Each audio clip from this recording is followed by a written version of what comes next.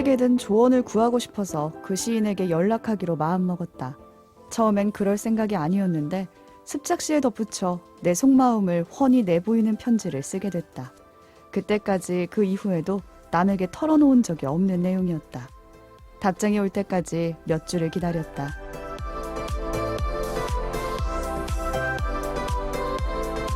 오늘 뭐 볼까 고민하는 분들을 위한 취향 추천 팟캐스트 책플릭스.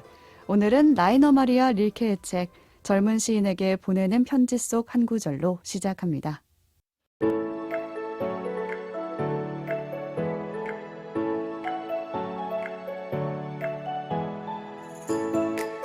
안녕하세요, 책디입니다. 오늘도 오지와 덕PD 나와 계세요. 안녕하세요. 오지랖 넓은 오지입니다. 안녕하세요. 이것저것 덕질하는 덕PD입니다. 오늘 릴케의 책 한 구절로 시작을 했는데 어떻게 들으셨나요? 아니 대체 그 시인이 누구길래 대나무 숲인가요? 남에게 털어놓은 적 없는 내용을 편지로 써줬다고 하길래 이 시인이 누군가 뭐 릴케겠죠? 정답은? 하여튼 어떤 상황과 어떤 관계였길래 이렇게 편지를 쓰게 됐는지 약간 미스테리한 느낌이 들었어요. 저는 비슷한 경험을 했던 게 떠올랐어요. 그러니까 제가 대학원에 진학을 할 때나 언론사에 진학을 할 때 이런저런 인맥을 활용해서 조금 뭐 궁금한 점들을 물어볼 만한 사람을 찾게 되잖아요. 편지를 보냈나요? 편지를 보내는 거죠. 아. 물론 손으로 쓸 수는 없다. 이메일? 되게 이상하잖아. 수기로 막 더 이상해. 제가 지원을 하려고 하는데 우표 붙여서. 그러니까 왠지 여기서 느껴지는 상황 자체가 좀 비슷한 상황인 건가? 뭔가 자기가 어떤 시에 대한 어떤 그런 것과 왜냐면 습작을 보냈다고 하니까 참고로 우리 회사에는 제가 보낼 사람이 없었습니다. 그 말 잘라요. 아무튼 근데 이제 마치 입사 지원서 같은 내용이 사실 비슷할 수 있잖아. 나 너는 어디에 왜 가고 싶고 이 공부를 왜 하고 싶고 이 일을 왜 하고 싶고라든가. 근데 이제 입사 지원서랑 다른 점은 이게 뭔가 딱딱한 조직을 대상으로 하는 게 아니라 어떤 구체적인 개인한테 말을 건다는 느낌으로 쓰게 되죠. 그런 걸 보낼 때는. 그래서 좀 좋은 점도 있고 그래서 좀 부담스러운 점도 있고 한데 어쨌든 좀 상대방이 친절하게 또 되게 현실적이면서도 충실한 답변을 보내주면은 되게 마음이 따뜻해지지 않습니까? 고맙죠. 답이 고맙고. 올지 안 올지도 몰랐는데. 그런 답장이 올 때까지 몇 주를 기다리는 이 화자의 마음도 어떻게 보면 이때 약간 뭐 두렵기도 하고 긴장되기도 하겠지만 받으면 되게 그렇게 따뜻해질 것 같고 저도 그래서 이제 그때 경험들 때문에 제가 대학원에 다닐 때도 그렇고 이전 직장이든 지금 직장이든지 간에 비슷한 문의가 들어오면 저는 최대한 성실하게 답을 하려고 노력하는 편입니다. 맞아요. 여러분 들으셨죠? 덕PD에게. 나한테 보내. 메일은 어떻게 알고? 저도 이런 경험이 있는 게 저도 이제 한 3, 4년 차 이후에 이제 언시 지망생들을 만났는데 그 중에 유독 마음 가는 어떤 후배 한 명이 후배는 아니고 그냥 어떻게 알게 된 친구가 있었는데 이제 그 친구가 우리 회사에 지원을 했다가 떨어졌어요. 이제 다 이제 모든 전형이 다 진짜 완벽하게 끝나고 난 후에 한번 만나서 이제 밥을 먹으면서 이런저런 얘기를 들어주는 경험이 있는데 해줄 수 있는 게 솔직히 없어요. 제가 뭐 인사권자도 아니고 그치. 그다음에 뭐 제가 뭐 출제한 것도 아니고 문제를. 근데 그냥 앞으로 이런 언론고시 할 때 너가 뭐가 힘든지 내가 안다. 이 얘기를 막 들었던 기억이 나면서 되게 처음 잘 알지 못하는 친구였는데 되게 애틋한 마음이 들면서 이 시인의 입장에 섰던 경험이 있는 것 같아요, 저도. 맞아요. 내가 얼마나 절박했으면 잘 모르는 사람한테 뭔가 편지도 보내보고 이메일도 보내보고 그러니까. 하는 거잖아요. 맞아요. 근데 이 내용도 이게 책을 여는 말 앞에 나오는 건데 10대 시인 지망생 카푸스가 쓴 글이에요. 카푸스가 당대 유명했던 시인인 그 릴케한테 편지를 보낸 거예요. 그러니까 자기도 등단을 하고 싶은데 난 이런 고민을 가지고 있어. 이런 내용을 편지에 담은 거죠. 지금으로 치면 뭔가 이선희한테 인스타 DM을 보내는 가수지만 제가 노래를 너무 하고 싶은데요. 이것이 제 노래입니다. 한번 평해 주십시오. 근데 이선이가 갑자기 답장한 오겠냐고. 거야. 대박이다. 네, 지난주에 예고해드린 대로 이번 주는 청취자 사연의 작품을 처방해드리는 시간이잖아요. 네. 근데 저는 뭔가 라디오나 책플릭스에 사연을 보내시는 분들도 카푸스 같은 그런 답답함 때문에 고민을 보내시는 것 같았어요. 저희는 릴케가 아닌데 그런 어쩌죠? 거야. 그러니까 릴케가 아니라고요. 근데 친구한테 말하기는 좀 그렇고 또 혼자 사귀기에는 좀 너무 고민되니까 보내신 게 아닐까 싶은데 카푸스도 편지를 보내서 꽤 도움이 될 만한 내용을 편지 답장을 받았거든요. 성실하네. 그쵸. 근데 저희가 골라온 작품이 이 사연자님에게 부디 좋은 정말. 답장이 되기를 아. 바라면서 저희가 처방전 3편을 준비했습니다. 그럼 먼저 저희가 작품을 처방해드릴 사연부터 소개를 해드릴게요. 안녕하세요. 저는 휴학 중인 수험생입니다. 곧 다시 학교에 가야 하는데 휴학을 오래 해서 동기들이 거의 없더라고요. 원래 내향적인 편이라 몇 없는 친한 동기들도 대부분 졸업을 앞두고 있네요. 수험생활 때문인지 새로운 사람을 만나는 게 더 두렵기도 하고요. 저와 비슷하진 않더라도 새로운 환경에서 적응을 시작해야 할 분들이 많이 계실 것 같아요. 이럴 때 도움이 되는 또는 용기를 줄 수 있는 작품이 있는지 궁금합니다. 이렇게 보내주셨네요. 어제 감정을 담아서 읽었습니다. 이런 상황이 막 감정이입이 돼요. 이럴 때 있잖아요. 많죠. 특히 또 새 학기 시작되는 시점에 이런 분들 많으실 것 같고, 저도 늘 그럴 때 새로운 직장이나 새로운 학기, 새로운 수업 뭐 이런 데 갈 때 뭔가 눈치를 딱 보잖아요. 들어가서 맞아, 사람들 맞아. 이렇게 약간 스캔하잖아요. 음. 여기서 내가 잘 살아남을 수 있을까? 여기서 내가 인싸가 될 수 있을까? 그리고 특히 어쩔 때냐면 저는 외국에서 학교를 다닌 적이 있는데 그때는 내가 영어를 못하고 외국인이니까 뭔가 그 교실 안에서 내가 약자라는 느낌이 들더라고요. 그랬을 때 몇 배는 더 위축됐던 것 같아요. 약간 내가 뭔가 부족하고 내가 약자고 뭔가 오히려 관심을 막 받기보다는 관심에서 벗어날 것 같고 되게 그럴 때 더 위축됐던 것 같아서 이 사연을 보내주신 청취자분도 지금 이제 힌트를 제가 찾아봤어요. 좀 내향적인 편이라고 그러시고 또 휴학을 하다 돌아와서 대부분 동기들은 이제 졸업을 앞두고 있고 자기는 이제 후배들과 학교를 다녀야 되는 상황. 너무 거잖아요. 낯설지. 후배들이 사실 복학생 선배보다는 신입생한테 더 관심을 두기 마련이고 복학생 신경 안 써. 복학생들은 되게 막 그런 자기들만의 커뮤니티가 있잖아. 그러니까 좀 되게 그런 상황 속에서 위축되어 계시는 것 같아요. 실제보다도 더 안 좋게 좀 걱정을 하시는 것 같아서 되게 마음이 좀 쓰이네요. 저도 대학 생활이 네. 막 생각나면서. 저 같은 경우는 수강 신청을 잘못한 적이 있는데 그래서 교양 수업을 혼자 들어갔던 적이 있어요. 그러니까 보통 한 명씩 이제 같이 가잖아요. 친구랑 근데 들으려고 하는 건데. 제가 실패를 해가지고 교양 수업 혼자 갈 때 되게 이런 느낌 비슷했거든요. 조모임 해야 되면 또 최악이다. 이 건물을 조모임. 또 처음이고 이거 어떻게 가야 되지 막 이런 생각도 들고 뭔가 그럴 때 용기가 될 만한 작품이 뭐가 있을까 생각해 보게 됐어요. 그래서 이걸 가져왔군요. 네. 저는 저- 그렇게 혼자 들은 교양 수업 조모임에서 지금 남편 만났거든요. 그래서 용기를- 연애를 해라. 위기를 기회로. 기회로 좀 용기를 드리고자 말씀드리면 그렇습니다. 네, 저는 사실 저도 휴학은 해본 적 있지만 학교에서 다른 일을 하면서 휴학을 해가지고 사실 학교를 떠나본 적은 없거든요. 너무 길게 다녀서 문제였죠. 오히려. 학교에 지방간. 학교 가면 항상 있는 사람 무서워. 대학원까지 갔어. 저 사람 누구야? 왜 퇴근을 안 해요? 실제로 근데 이렇게 휴학을 한 다음에 돌아와서 되게 적응하기 어려움을 안 뜰 것 같아요. 느끼는 분들 많이 있으실 거예요. 근데 사실 이제 이런 새로운 환경에 처해질 때 두려움은 어디나 마찬가지인 것 같고, 뭐 회사에서 예를 들어 팀이 바뀐다거나 만 해도 그 경우에는 그래도 그나마 기댈 수 있는 동료들이 어딘가에 있기 마련이지만 입사했을 때, 처음 직장을 네. 들어갔을 때. 들어갔을 때라든가 생각나네요. 이직했거나. 그렇죠. 그 우리의 회로를 돌려보면 네, 우리가 네. 지금 이제 딱 만 4년 전 조금 더 되지 않았습니까? 그때 그 좁은 강의실에 모여있던 풍경이 서로 경계하고 네. 저 사람 뭐지? 약간 해하고. 그런 느낌. 근데 어쨌든 가장 제가 비슷한 기분을 느꼈던 거는 2019년에 코로나 터지기 전이죠. 제가 유료 독서 클럽 서비스에 가입해 본 적이 있습니다. 또 이런 동호회 동아리 네, 처음 동호회 갈 동아리. 때 또 그렇죠. 떨리죠. 자기소개 전에 그치. 나는 처음인데, 근데 그 클럽이 되게 유명해서 그걸 오래 한 사람도 있고 서로 안면도 있고 하더라고요. 서로 또 친목이 이미 있는 사람 네. 같죠. 나만 이방인이고 그리고 그 클럽이 아니더라도 이 형식에 익숙한 사람들이 있더라고요. 그러다 보니까 딱 갔는데 나만 아싸인 그 느낌. 그리고 다들 약간 인싸 같아 보이고. 집에 가고 싶지. 근데 심지어 4시간씩. 4시간. 돈도 냈으니 돈 보낼 냈어. 수도 없고. 뺄 수도 없어. 다행히도 이제 그 클럽은 주제가 술이었습니다. 잠시가 그래서 그래서 있었네요. 첫 모임 때 4시간 동안 술을 마셨기 때문에 좀 빨리 없어진 것 같긴 해요. 어쨌든 근데 이제 그런 낯섦이나 두려움 같은 것들은 보편적인 경험이죠. 네, 그럼 저희가 여기에 대한 처방전 준비해온 거 하나씩 소개를 해드리고요. 먼저 공지사항부터 전해드리도록 하겠습니다. 네, 텍플릭스는 청취자 여러분들의 댓글을 기다리고 있습니다. 방송 들으신 감상 또는 제작진에게 전하고 싶으신 메시지 또 그 외에 아무 얘기나 댓글로 남겨주시면 저희에게 힘이 되고요. 방송 재밌게 들으셨다면 그 에피소드 좋아요도 꼭 부탁드립니다. 네, 댓글이나 SNS에 감상 남겨주신 분들, 또 유튜브에서 책플릭스 채널 구독한 뒤에 메일이나 SNS, 댓글로 인증해주신 분들께는 기프티콘 보내드리고 있습니다. 자, 저희가 지난주에 예고한 대로 시즌3가 이번 주에 끝나기 때문에 이 기프티콘 이벤트는 2월 28일까지. 지금 방송 들으시면 빨리 네, 빨리 바로, 남겨주세요. 네. 네, 그때까지 많은 참여 부탁드립니다. 카푸스가 작가 지망생이라고 했잖아요. 근데 이 카푸스가 라이너 마리아 릴케라는 당대 유명했던 시인을 좋아했고 그 시집을 읽고 있었어요. 근데 우연히 그 릴케가 자기가 다니던 학교 출신이라는 거를 알게 돼요. 학연. 네, 학연입니다, 학연. 아유. 네. 더러운 세상. 서로 잘은 모르지만 근데 그래서 그걸 계기로 무작정 자기가 쓴 시랑 뭐 편지를 써가지고 보내는 거죠.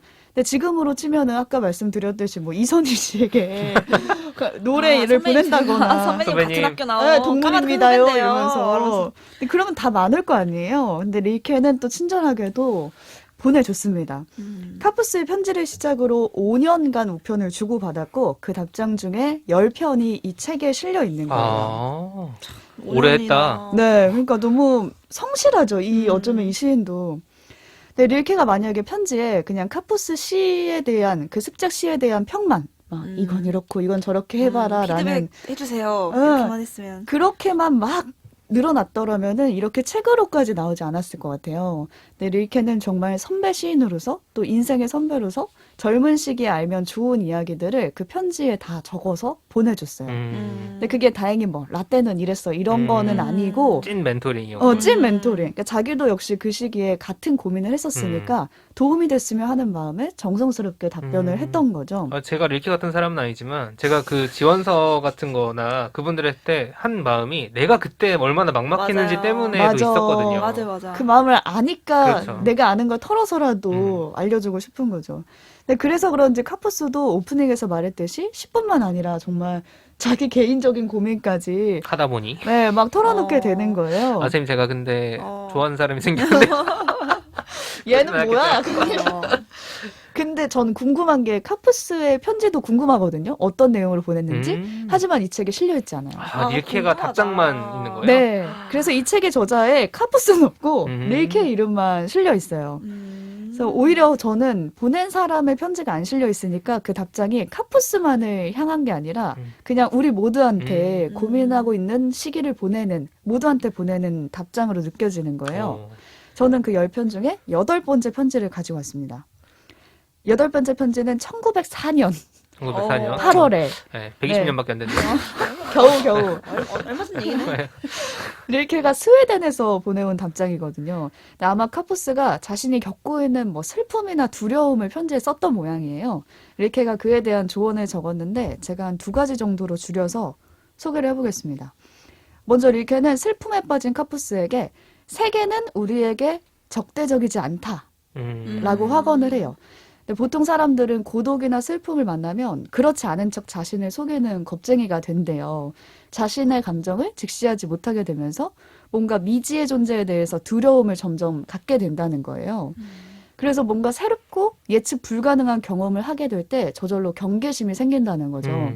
저는 이 예가 되게 쉬웠는데 방을 하나로 예를 들었어요.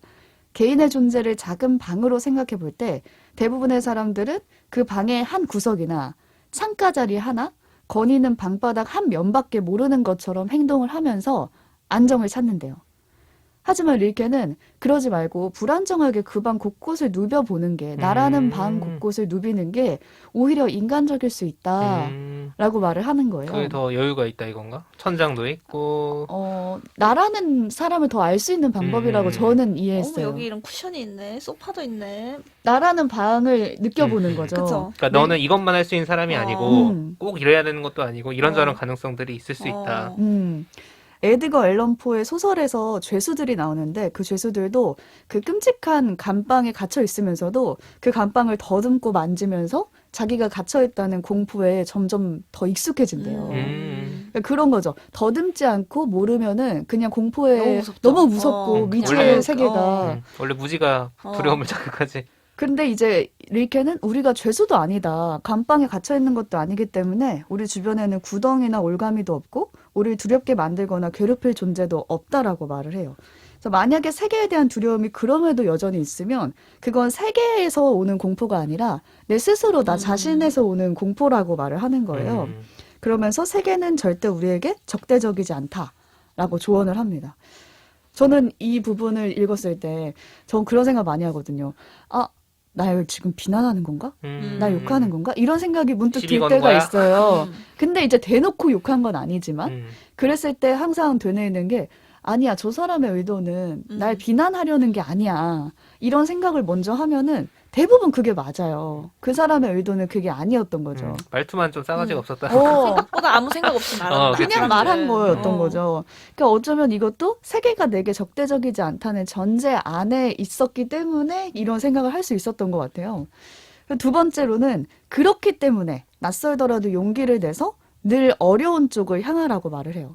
근데 말이 좀 어려운데 제가 해석하기로는 나라는 방 안에 내가 잘 아는 구석 한 공간만 차지하고 앉아서 쉽게 안정을 느끼기보다 미지의 바닥을 조금 더 더듬어서 나가보는 게 어려운 쪽이다. 라고 말하는 것처럼 저는 느껴졌거든요. 그 생각이 드네요. 우리가 왜 그런 거 있잖아요. 자전거 같은 거 타고 있거나 걸어가는데 되게 좁은데 옆에 다 낭떠러지라고 생각을 하면 빛이 거기밖에 없어. 그러면은 되게 무섭잖아요. 그쵸. 근데 예를 들어서 그게 빛의 문제였으면 옆에 다 있는데 보이는 게 그거밖에 없으면 되게 불안할 것 같은데 불을 딱 켜보니까 옆에 생각보다 넓은 일도 땅이 있었다. 라고 하면 걸어갈 때 조금 덜 무서운 그런 느낌일 수도 있겠어요. 그 땅을 좀 더 알아보라는 뜻인 것 같아요. 더듬어 보면 있다. 두 분도 이렇게 뭔가 뻔히 보이는 내가 지금 익숙한 그런 쉬운 길이 아니라 뭔가 어려운 쪽을 일부러 택했던 경험이 있으신가요? 저 같은 경우는 대학생 때가 생각이 나는데 그때는 사실 뭘 좀 해보고 싶은데 지속적으로 뭔가를 시작하기엔 겁이 나서 어떤 선택을 했냐면 일회성 행사를 이제 많이 놀러 다녔는데 그걸 그냥 예를 들면 무슨 축제가 있다 그러면 그 축제에 그냥 손님으로 가는 게 아니고 꼭 스텝이나 자원봉사자로 지원을 했어요. 그러니까 굳이? 그게 아니라 동아리가 드는 것보단 네. 그런 프로젝트성으로 했다는 네, 얘기인 거죠. 그러면서 그 기간만 이게 아무리 똥 같은 경험이어도 그 뭐 몇 주만 참으면 끝나는 어떤 그렇네. 거니까 안전장치를 놓고 이제 갔는데 예를 들면 제가 물총 축제 신촌에서 매년 열리잖아요. 그 처음 기획됐을 때 자원봉사를 했는데 사실 손님으로 가도 충분히 재밌고 새로운 즐길 수 있죠. 축제였거든요.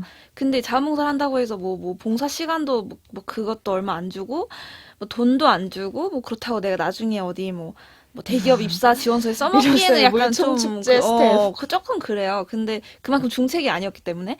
근데도 그런 선택을 했던 거는 굉장히 고생스럽고 힘들었지만 뭔가 이 한 가지 행사를 경험하는 밀도가 엄청 달라진다는 생각이 들었어요. 그래서 그 후로도 중독돼서 바베큐 축제 자원봉사자도 하고 거기서 뭐 하다못해 하는 거예요? 바베큐 축제. 그냥 고기를 누가 썰어주면 손님한테 주고 뭐 텐트 치는 거 알려주고 뭐 그런 건데 그냥 왜 했는지 모르겠어요. 지금 생각하면 하다 제가 법륜스님 토크 콘서트 자원봉사도 해봤어요. 제가 종교가 기독교인데 별걸 다 했다. 그냥 뭔가 그냥 안 해본 거를 무작정 해보고 싶은데 그냥 손님으로 가서는 아무것도 경험을 못할 것 같아서 이 기획에 어떻게 작은 부분이라도 해보고 싶어서 했는데 그게 결국은 막 돈도 되지 않았고 뭐 어떤 스펙이 된 것도 아니고 솔직히 그렇긴 말하면 하지만. 뭐 예를 들면 차라리 그 시간에 운동을 하고 외국어를 배우고 이런 거랑은 생산성의 측면에서 사실 좀 떨어질 수는 있는데 실제로 되게 힘들었고 시간을 많이 잡아먹는 일이기 그치. 때문에 어렵긴 실제로 스케줄 겹치면 막 어느 주에 이 축제 저 축제 다 다니 거의 연예인처럼 막 그렇기도 했는데 그때 이제 어쨌든 낯선 상황을 일부러 저한테 많이 노출시켜서 그 이 사연 주신 분처럼 처음 보는 사람들이고 다 세 보이고 인싸 같고 이런 축제에 오는 사람들이면 그 위축되는 거에 자꾸 노출되니까 나중엔 이게 경험이 돼서 안 위축된 척하는 스킬이 좀 늘었거든요. 하여튼 그때는 그게 축제를 즐기는 좀 어려운 길이었지만 뭐 지나고 보니 저한테는 맞는 방법이었던 것 같더라고요. 그런 생각이 나네요, 갑자기. 오지의 방이 넓어졌네요. 아, 넓어졌죠. 네. 축제장으로. 저 같은 경우에는 좀 슬픈 BGM을 좀 깔아야 되나 생각이 들기도 하는데 알아서 까세요. 제가 군대를 좀 늦게 가서 대학원 졸업하고 갔거든요, 석사를. 그래서 이제 전역하고 나면은 당연히 박사를 가는 게 네. 그때 정해진 길이었고 2015년 2월이니까 지금으로부터 7년 전입니다. 그때 이제 전역이 11월이니까 슬슬 이제 뭐 준비를 해야겠다. 뭔가 뭐 돈을 벌어서 박사를 갈지 아니면 뭐 유학을 바로 도전을 해볼지 아니면 뭐 다른 걸 준비할지 생각을 하던 차에 이제 친구 2명이 면회를 왔어요. 근데 그 둘 중에 하나가 모 방송사 기자였어요. 한 2, 3년 다닌 친구였는데 제가 이제 이런 계획이 있다라는 얘기를 하니까 얘가 갑자기 뜬금없이 야, 너 PD하면 잘할 것 같다 이러는 거예요. 진짜 개뜬금. 문제네. 그 친구가 문제네. 자기도 네. 업계 사람이면서 너무. 그러니까 저는 근데 그 전까지는 PD의 피업도 생각을 안 해본 사람이었어요, 진짜. 음. 그 텍스트의 세계, 논문의 세계에서 살아갈 거라고 계속 그 커리어를 밟아왔던 사람이고, 당연히 이제 그 길을 갈 거라고 생각해왔는데, 얘가 방송사에서 일을 하니까 PD들이 일하는 걸 옆에서 보는데, 이 친구 입장에서 얘는 너 PD랑 맞는 것 같아 라고 하는 거예요. 우리 회사에 꼭 와서 나랑 같이 회사 욕을 하자. 그때 이미 그게 목적이었네. 그 친구는 고통스럽구나. 동지가 필요했다. 어. 근데 아무튼 그래서 제가 근데 뭐 관심 1도 없어라고 이제 보냈죠. 보냈는데 이제 군대에서 할 일 없거든요. 자꾸 생각나? 생각이 나. 검색해보는 거 아니야? 그렇지. 그래서 PD가 검색을 해봤어요. PD에 대해서 조금 알아봐야겠다. 음. 그래서 이제 교양차원에서 알아보려고 하다 보니까 근데 이게 약간 해보면 재밌을 수도 있을 것 같은데라는 생각이 그때 드는 거예요. 그래가지고 30대에 생짜로 처음으로 이제 언시에 도전한다는 좀 무모한 짓을 하게 됐고, 사실 그때 저한테는 대학원에 가는 게 물론 뭐 인생은 더 힘들 수도 있지만 정해진 더 답- 쉬운 길이었어요. 왜냐면은 어떻게 해야 되는지 알고 있고 목표도 있었고 이런 분야 공부를 해야겠다라는, 그치. 원래 박사할 때 그게 제일 힘들거든요. 뭘 해야겠다는 목표가 없으면 힘들고 있으면 좀 쉬운 편인데 저는 확실히 있었고, 그래서 이제 그 길을 갈 거라고 생각하고 있었는데 아예 처음 보는 분야에 도전을 하려니까 그치. 굳이 글로 안 가도 되는데. 그러니까 되게 막막하기도 하더라고요. 그래서 뭐 이제 군인 신분으로 제가 그때 시험을 봤던 데도 있긴 한데, 전역한 뒤에는 뭐 당장 돈 필요하니까 또 다른 회사 다니다가, 근데 또 너무 이 언시에 대한 어떤 미련이 남는 상황에서 그 다른 회사가 일이 너무 과로여서 준비를 할 수가 없는 거예요. 그래서 32살에 그냥 그만두고 나와서 1년만 해보자. 아, 정말 어려운 네. 길로. 진짜. 그 길들을 헤치고 여기까지 온 것 같아요. 그냥 그동안은 덕 PD가 그 방에 테두리만 계속 이렇게 아는 길로 다녔다면은 언시라는 건 나온 뭔가 거지. 대각선으로 간다든지 그치. 창문을 깬다든지 저기 뭐 있나 하고 이제 어. 던져 맞아. 뛰어볼까? 이렇게 진짜 했는데 뭔가 다른 걸 한 거죠.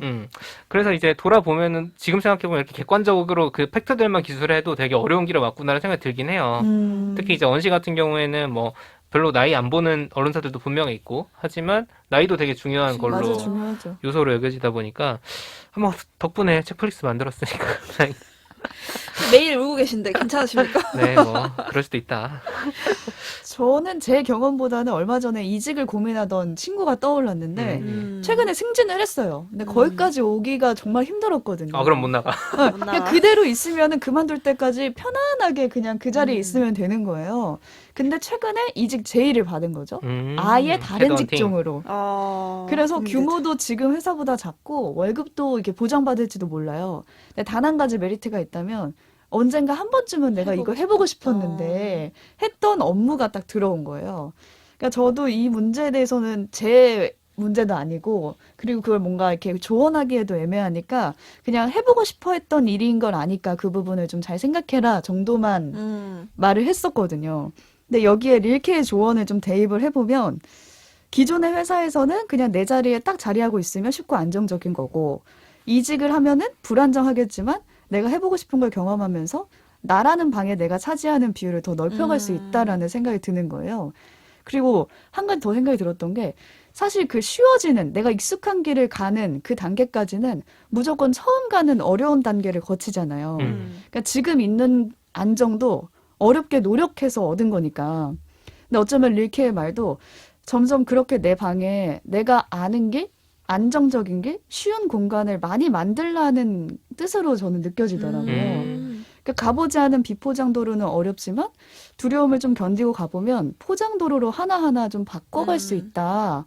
그렇게 되면 내 방을 좀 내 마음대로 누비면서 다닐 수 있다. 라는 의미가 아닐까라는 생각으로 이 조언을 받습니다. 제가 이 책을 처방전으로 가지고 온 이유도 마찬가지인데 이 릴케의 8번째 답장이 저는 사연자분께 좀 도움이 됐으면 좋겠어요. 사연자분에게 두려운 거는 새로운 사람을 만나는 거랑 새로운 환경에 적응하는 거잖아요. 그때 이 릴케의 조언을 떠올리시면서 첫째, 세상은 그리 적대적이지 않다. 둘째, 자신의 영역을 넓혀서 사람을 만나고 환경에 적응하는 건 익숙한 공간을 머무르는 쉬운 일이 아니라 더듬어 나가는 정말 어려운 쪽이다. 하지만 그걸 기억하면서 좀 학교를 가면은 좀 더 쉽게 방을 넓게 사용할 수 있는 용기가 생기시지 않을까 해서 이 책을 좀 가지고 와봤습니다. 네. 그 첫 번째 조언 관련해서는 누구와의 관계에 의미를 부여하는지도 되게 중요한 것 같아요. 나에게 적대적인 사람도 분명히 있고 호의적인 사람도 분명히 있는데 우리 사실 인상이 깊게 남는 게 보통 전자거든요. 맞아, 맞아요. 살아 생존 본능이 있기 때문에 호의는 그런 잘 거죠. 기억이 안 네, 제가 말했잖아요. 증오가 사랑보다 강하다고. 아무튼 그 후자와의 관계에 조금 더 집중을 한다면 어차피 음. 세상엔 나를 좋아하는 사람도 있고 싫어하는 사람도 있고 나쁜 사람도 있고 착한 사람도 있기 때문에 좀 그런 마음의 문제도 어떻게 보면은 세상이 나를 환대할 수 있다라는 생각을 할 때는 도움이 되지 않을까 싶기도 하네요.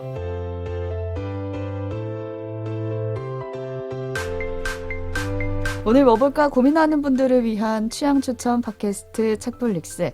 지금까지 젊은 시인에게 보내는 편지, 이 사연자님에게 보내는 편지 같이 이야기 나눠봤습니다. 오늘 방송 어떻게 들으셨는지 댓글 남겨주시고요. 클로징 코너 이어가 볼게요. 이번 주에 뭐 봤지? 오늘은 덕 PD가 뭘 재밌게 봤는지 나눠주시죠. 네, 저는 또 그놈의 사고 실험에서 벗어나지 못하고 있어서 또요? 우연이야 우연. 원래 봤어야 될 챙겨가지고 봤는데 이경희 작가의 SF 소설집 너의 다정한 우주로부터라는 책을 봤습니다. 우주로부터? 너의 다정한 우주. 얼마나 제목이 다정합니까? 근데 참고로 SF다. SF요. 참고로 이 책은 출판사에서 보내주신 건데 저에게는 이경희라는 작가를 발견하는 계기가 되기도 했고 시즌 3가 끝나지 않았다면은 저는 본편에서 다뤄보자라고 할 정도로 괜찮았습니다. 영업을 성공하셨네요. 네, 신인 작가신가요? 원래 작품을 해오시던 분인데 저희가 그동안 레이더에 안 걸렸던 거죠. 그래서 제가 뭐 돈 받고 하는 광고는 아니지만 찐으로 재미가 있었기 때문에 오늘 간단하게라도 소개를 드리고 싶어서 가져왔고요. 총 6개의 단편이 담겨 있는데 뭐 SF니까 사고 실험들이 많겠죠. 근데 굉장히 사회성이 짙은 작품들이에요. 이러면 되게 좀 막 무거울 것 같잖아. 근데 이제 설정을 소개를 해드리면 제목이 살아있는 조상님들의 밤인데 벌써 웃겨. 웃기지? 벌써 웃겨. 조상님들이 갑자기 좀비처럼 부활을 하기 시작하는 거예요. 우주에 사시나? 근데 지구에서 꼰대 지옥이다. 꼰대 지옥. 그치 바로 그거야. 꼰대 지옥이 열려. 근데 막 사람을 물어서 좀비로 만들고 이게 아니라 잔소리만 꼰대짓만 그러니까. 계속 하는 거야. 그러니까 주인공 시어머니가 부활해서 우리 아들, 그러니까 남편이지. 남편 밥은 챙겼냐, 집안 꼴이 이게 뭐냐, 막 이렇게 시작을 하고, 이게 근데 주인공한테만 일어나는 일이 아니라 사회 전체에서 일어나고 있어. 그러다 보니까, 이제 우리 밀레니얼의 부모님이 베이비 부머의 부모님들이 또 부활해서 또 그 잔소리를 하고. 정치 원로가 막 그렇죠, 일어나고. 예, 맞아요. 친일파들이 막 부활해가지고 난리인데, 어머. 그것도 독립군들이 부활해가지고 싸우고. 라떼는 이렇게 그렇습니다. 진짜 대환장 잔치를 되게 묘사를 잘 하고요. 이 조상님들 잔소리를 근데 계속 들으면 그냥 잔소리인가 싶은데 귀에서 사람들이 피를 내며 쓰러집니다. 어머, 어떡해. 리터럴리 피가 나와요? 피가 나와요. 자, 이 난장판이 과연 어떤 그 결말로 달려가는지 이제 그 상상력을 즐겨 보시면서 근데 꼰대 문화나 잔소리 이런 거에 대해 생각해 볼 수 있는 거죠. 그러니까 명절을 생각하면서 썼다고 하더라고요. 너무 보이죠? 의도가? 죽어도 죽는 게 아니네. 그러니까. 자, 그리고 또 다른 작품에서는 우주에서 별들 사이 이제 운송이 이루어지는 시대에 그 물류를 담당한 노동자들의 파업을 다루기도 합니다. 이거 좀 감동적인 작품이었어요. 뭐 요즘 택배노조 그 사건도 있긴 한데 좀 대입을 해가면서 보시면 재밌을 것 같고 또 우리가 지금 겪고 있는 어떤 팬데믹 상황, 코인, 게임에서 어떤 그 확률화 아이템 뽑는 가차 뭐 이런 거를 녹여낸 작품도 있고요. 되게 AI와 관련된 어떤 기술적인 막 SF니까 그런 문제에서 뻗어나가는 그러니까 좀 지적인 자극을 주는 논리적인 전개를 가지고 이렇게 될 거야라는 어떤 그런 자극을 주는 작품도 있고 좀 재기발랄한 상상력뿐만 아니라 좀 감성적인 작품도 있어요. 그러니까 시간 여행은 시간 여행인데 미래로만 갈 수 있는 여행이 있는 거야. 과거는 못 가요? 과거는 못 가. 갔다가 못 돌아오고? 못 돌아오지. 근데 여기서 발생하는 어떤 사랑의 형태나 감정 같은 것들 이런 걸 다루는 작품도 있어서 진짜 이게 제가 다 읽고 나니까 메뉴 하나하나가 다 만족스러운 뷔페에 다녀온 느낌이었어요. 그러기 쉽지 않은데 뭐 되게 하나뿐 맛 발랄하네요. 없는데. 네. 그러니까 일단 웃긴데? 하고 보다가 약간 뭉클하기도 했다가 마지막에 되게 다정하게 끝나는 그렇습니다. 그래서 한번 읽어보시기를 추천을 드립니다. 네, SF라고 해가지고 뭔가 동떨어진 이야기 할 줄 알았는데 되게 사회적인 얘기가 진짜 바로 많이 대입이 돼요. 네, 들어가 있는 작품이어서 궁금하네요. 이름값을 하는 소설집이네요. 너의 다정한 우주로부터. 네, 오늘 방송은 여기서 마치고요. 저희는 내일 두 번째 처방전으로 돌아오겠습니다. 고맙습니다. 감사합니다. 감사합니다.